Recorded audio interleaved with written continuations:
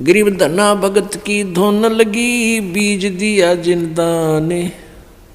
सूखा खेत हरा हुआ, काकर बोई जाने। अपने आत्मा परमात्मा से जो अनहोनी होती है और हुई है, अब भी हो रही है, ये उन्हीं को होती हैं जो सत भक्ति करते हैं, परम संत की शरण में रहते हैं और सच्ची लगन से साधना करते हैं। और पूर्ण परमात्मा कबीर देव ही सबकी, जैसी कोई भक्ति साधना कर रहा है उसकी लाज वही रखता है।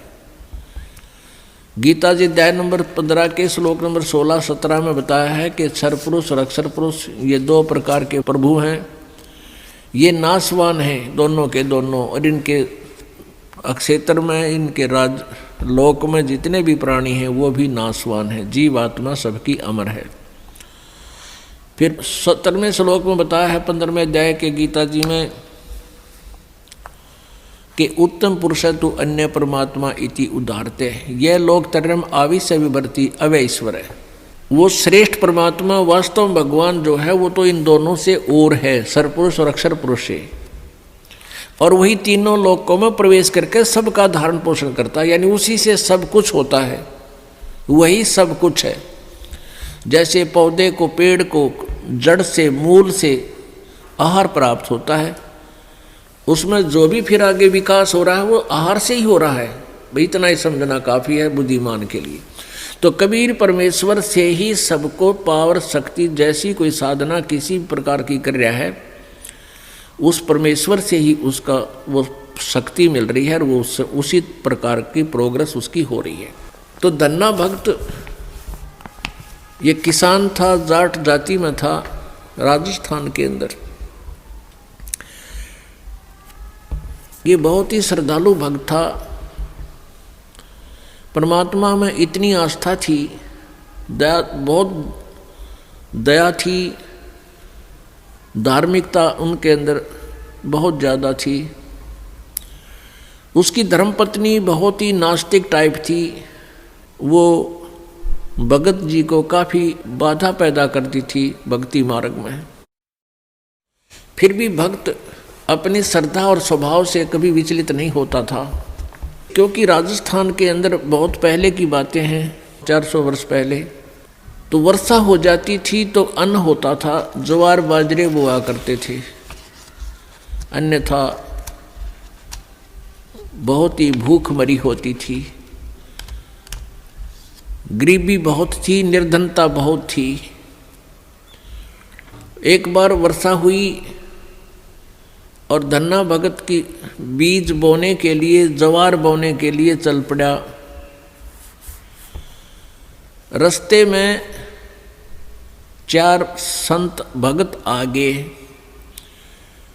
और भगत को देख करके भगत प्रणाम करते हैं, गदगद होते हैं, बैल खड़े कर लिए, वो जो ऊँट था वो खड़ा कर लिया और हाथ जोड़ कर प्रणाम किया, नमस्कार हो संतों को, राम राम कही और कुशल मंगल पूछा भगत ने। तो उन भक्तों ने बताया कि कुशल काहे की है भगत, 4 दिन हो गए रोटी नहीं खा ली, 3-4 दिन हो गए कोई अन्न नहीं मिला, हम ऐसे तीर्थ यात्रा पर जा रहे हैं। अब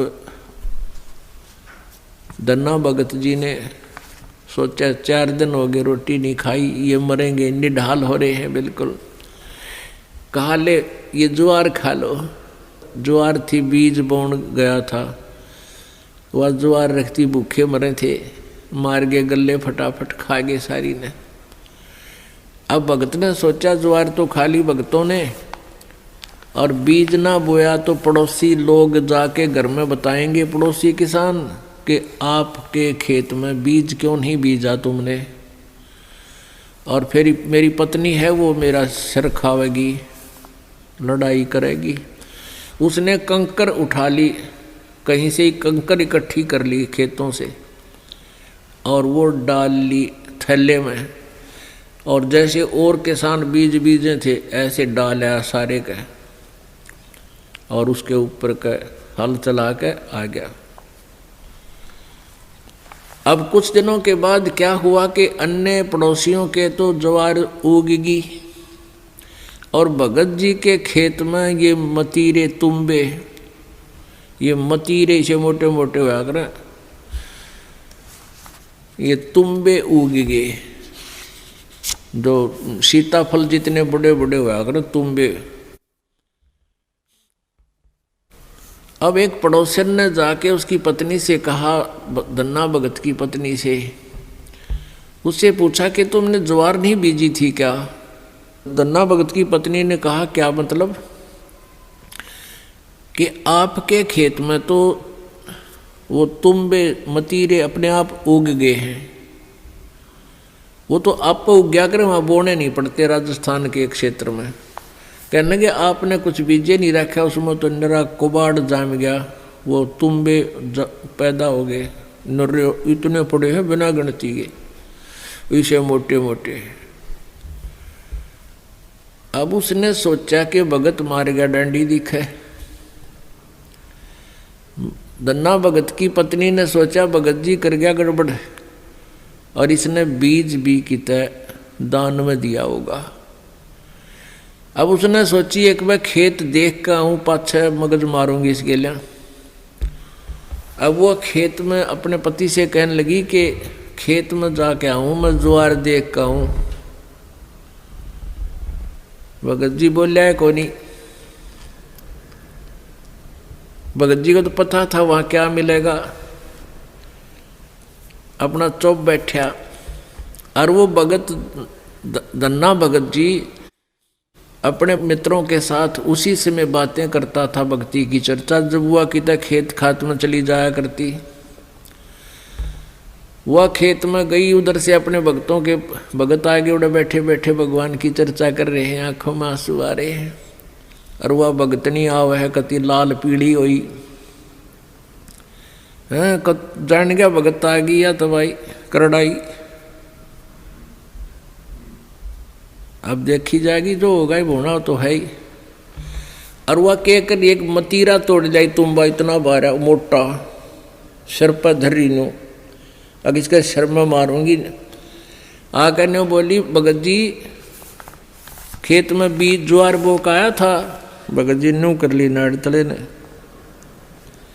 और उसने नो सिर में मारा वो मतीरा, मारने के उद्देश्य से नो सिर में ठोकन खातिर वो नो कर गया थोड़ा सा, वो धरती में लाग के फूट गया। नो बोली बालक तन्ने खाएंगे के उड़ा मतीरे उग गए सारे, तो बीज कित फूक गया। तो वो मतीरा जो था वो तुम्बा था, धरती में लाग के फूट गया।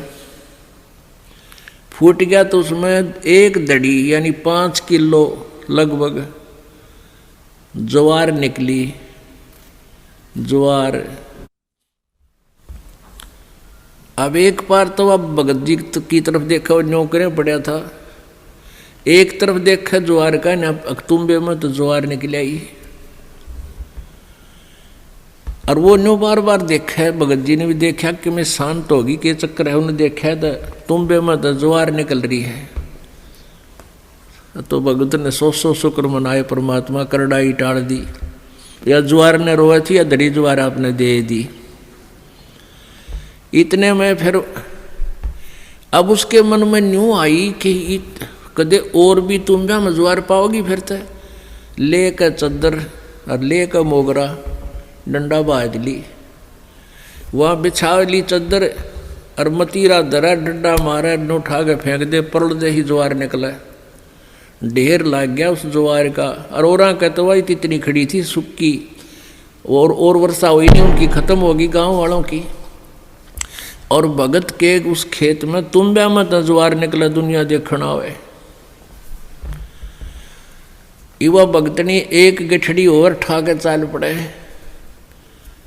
जब वह 3-4 गठड़ ले आई, 3-4 अपना जितनी उस खेत में होनी थी, उगनी थी, यानी जिसमें निपज होनी थी उपज, उतनी ज्वार जब आ ली, भगत जी ने बोले वो और मत लाइए, अपनी आ चुकी है।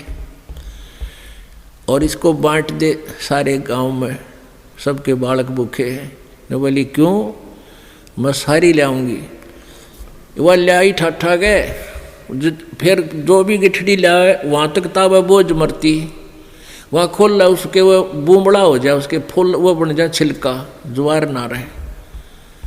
वह एक दो गिठड़ी तो लाई, फिर बैठ गई, अगियो अच्छा चाड़ा हुआ। तब धन्ना भक्त ने कहा भाई बाकी की ज्वार भगवान ने आप सबके लिए दी है और अपने हिसाब की ले जियो जिसने जितनी चाहिए और सबको बांट दे। तो परमात्मा कहते हैं ये मालिक ऐसे ही किया करता है तो हम सच्ची लगन लगावें। परसों एक बहन आई रेवाड़ी साइड की, वह 10-8-9 वर्ष से नाम ले रही थी। उसका पति नाम नहीं ले हुआ था, वो गुटी छुट्टी लावा था। फिर उसने वो तकलीफ होगी, कोई बीमार सिमार हो गया, उसने भी नाम ले लिया। वो नाम लेकर गए थे, वो अकेला वो ले गया था, वह पत्नी उसको दिलाकर नाम लेकर गई थी। वो पहले से लिए हुई थी नाम उसकी पत्नी। वो ना माना करता पहले बिल्कुल भी, वो बीमार सिमार सा हो गया, फिर नाम ले लिया। उसके पति ने 1700 रुपये रखे थे, गरीब सा काम, बिल्कुल निर्धन से है। और 1.5 और 15 नोट थे 10-10 के 150 रुपये उन 1700 में। तो उसकी पत्नी को कुछ पैसों की आवश्यकता थी, भगत ने कहा कि वहाँ से उठा ले, 1700 रुपये रखे हैं। तो उसने देखा वो 1700 तो रखे थे, उसने थोड़े से चाहिए थे, 100-200 निकाल लूँ। तो उसमें देखा तो 1700 तक होना। वो जो 10-10 के नोट थे वो 1-1 हज़ार के बन गए। वो 15,000 रुपये तो वो 150 रुपया के हो गए, और बाकी वो जो 1700 का जोड़ अलग रह गया, 1450-1500 वह न्यारी।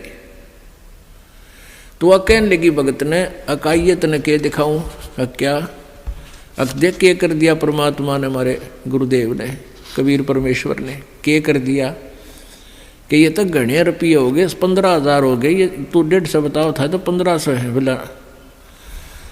वो कहने लगा हमारे 15,000 तो मैंने देखे को नहीं है, कई साल हो गए, 15,000 कितना है गया, देख ले के हो गया यूँ। तो भगत ने कहा है कि तुम्हें घने दिन पहले की नाम ले रही है, गुरुजी ने के बारे में आप ही ज़्यादा जानते हो, मन तैयबा नाम लिया है, ये के कर दिया हमारे घर पे, यानी तू ही ज़्यादा जान सकती है आपके भगवान के बारे में। तो पुण्यात्मा हुआ बेबे, फिर यहाँ पैसे लेकर आई, पाठ करवाया। ने बोले जी ये वो नोट कति नए कति जानो ये गड्डी में काट के लाए, ऐसे 5 नोट उस बहन ने दिए यहाँ पर। तो पुण्यात्माओं पहले तो एक उदाहरण धन्ना भगत जी का आज तक गुणगान किया जाता है, और यहाँ परमेश्वर कबीर जी की कृपा से, उस परम पिता परम अक्षर ब्रह्म की रजा से, या गिनती नहीं इसे चमत्कारों की।